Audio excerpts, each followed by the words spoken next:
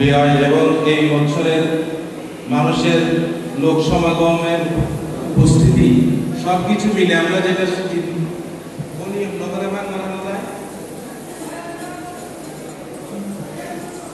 আমাদের লাগবে মেহমানদের আপ্যায়ন এবং বিভিন্ন খরচের জন্য। এবং আমাদের আরেকটা এবছর নতুন কাজ আমাদের করতে হবে, সেটা হলো মাহফিল ইসলামের ময়দানটা 13 একরের ময়দানকে আমাদেরকে বৃক্ষরোপণ করতে হবে, কারণ পর্যায়ক্রমে মাহফিল ইসলাম বর্ষার দিকে যাচ্ছে, সেজন্য মুসল্লিদের যাতে কষ্ট না হয় এবং মুনাজাত করতে সুবিধা হয়, সবকিছু চিন্তা করে আমাদের মাহফিল ইসলাম ময়দানকে বৃক্ষরোপণ করতে হবে। সেজন্য 25,20,000 ইটের প্রয়োজন। 25,20,000 ইটের প্রয়োজন। আপনারা যারা এখানে উপস্থিত হয়েছেন আপনাদের প্রত্যেকের সামর্থ্য অনুযায়ী মাহফিল ইসলামকে আমি সহযোগিতার জন্য অনুরোধ জানাচ্ছি। মাহফিল ইসলাম 1972 হিজরিতে 1392 হিজরিতে আরম্ভ হয়। এইবারে 1447 হিজরির মাহফিল, সেজন্য 55 বছর আমরা এবারে উদযাপন করবো ইনশাআল্লাহ।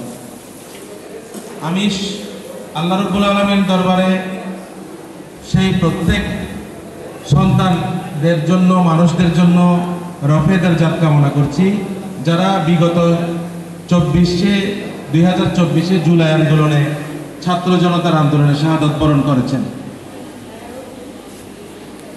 দুনিয়া এবং আখিরাতে অনেক বেশি সাফল্য দান করুন।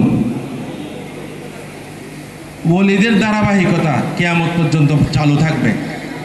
খাতেমুন নবীন হিসেবে রাসূল করিম ইসলামকে প্রেরণ করার পরে আল্লাহ রাব্বুল আলামিন বেলায়েতের দরজাটাকে খুলে রেখেছেন কিয়ামত পর্যন্ত। অনেকেই বলে হযরত শাহ সাফকর রহমতুল্লাহর মতো আরো ওলি হবে কিনা, আব্দুল কাদের জিলানী রহমতুল্লাহের মতো ওলি হবে। ওনাদেরকে যিনি বানিয়েছেন তিনি তো এখনো আছেন, কিয়ামত পরেও থাকবেন, আবাদুল আবাদ থাকবেন। তিনি কে? আল্লাহ রাব্বুল আলামিন আমাদের দ্বীনের জন্য, দুনিয়ার জন্য পর্যায়ক্রমে কিয়ামত পর্যন্ত এরকম আল্লাহর ওলিদেরকে উনি নিয়োগ দিতে থাকবেন। কারণ দুনিয়া এই গাউস কুতুব আবদালদের পদচারণা ছাড়া এই দুনিয়া ঠিকই থাকবে না। সেজন্য সবসময় আল্লাহর ওলিরা থাকবেন। হযরত শাহ সাফকার রহমতুল্লাহের মতো ওলি থাকবেন, গারেঙ্গার বড় হুজুর ছোট হুজুরের মতো থাকবেন, আব্দুল জব্বার রহমতুল্লাহ, মৌলানা কুতুবুদ্দিন রহমতুল্লাহ, মীর মোহাম্মদ আখতার রহমতুল্লাহ, এরকম আল্লাহর ওলিরা থাকবেন। বাঁশখালীতে যেমন ছিলেন এই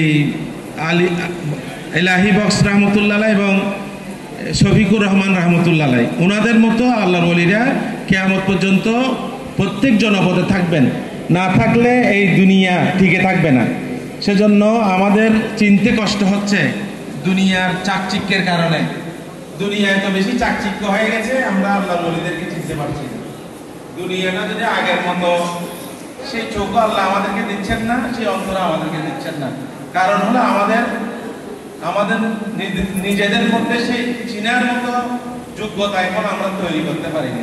তা আমরা চেষ্টা করছি মাহফিল ইসলামের মাধ্যমে সেই মানুষদেরকে তৈরি করার জন্য, এবং তরিকতের মাহফিল এবং বিভিন্ন মাহফিলের মাধ্যমে মানুষগুলো তৈরি করার জন্য আমাদের চেষ্টা যেদিন সফল হবে, সেদিন ইনশাল্লাহ বাংলাদেশের সহ পুরো পৃথিবীতে ইসলামী হুকুমত কায়েম হবে। এটা আমরা সবসময় বিশ্বাস করি এবং আমাদেরকে প্রচেষ্টায় থাকতে হবে। আমাদের মাধ্যমে হবে না, পরবর্তী জেনারেশনের মাধ্যমে হবে, সেটা আল্লাহ রাব্বুল আলামিন ভালো জানেন। আমাদেরকে চেষ্টা করতে হবে, সফলতা আল্লাহ রাব্বুল আলামিন অবশ্যই দিবেন, তাতে কোনো সন্দেহ নেই।